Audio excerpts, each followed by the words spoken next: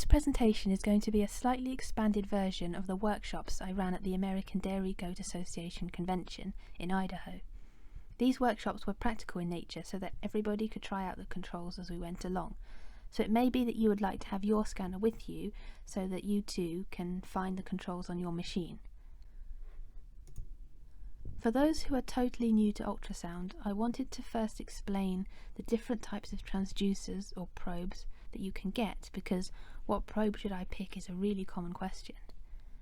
The two main probes for abdominal scanning are convex and microconvex. A convex probe will have a larger surface area, called a footprint, and it will also use lower frequency ultrasound. This means that its image resolution is poorer than a microconvex probe, but its ultrasound waves will penetrate deeper.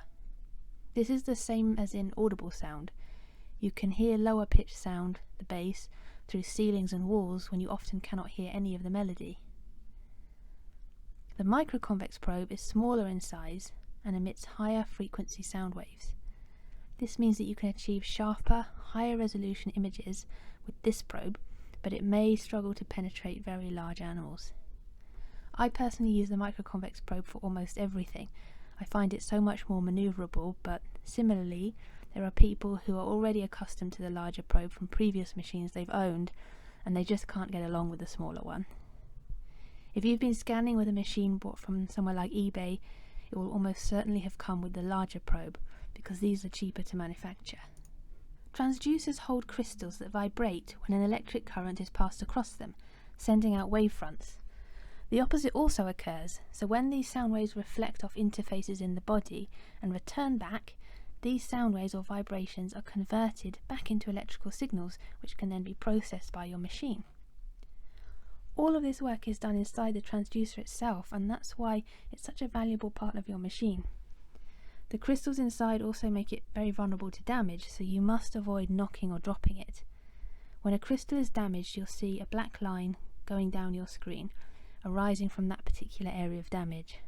Unfortunately, they're simply not cost effective to repair, so you'll have to either put up with it or most likely just keep going until enough crystals drop out that you just have to replace the probe.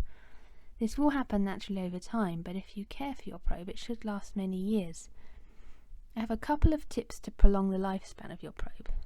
The first one, and we did this on the workshops, is to get into the habit of freezing your image between your scans.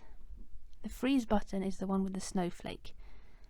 This means that you are not making your transducer work hard scanning the air for several minutes between scans. The second tip is to keep your transducer clean, but do so with an antibacterial rather than an alcohol wipe. Over time, alcohol will dry and crack the transducer's membrane.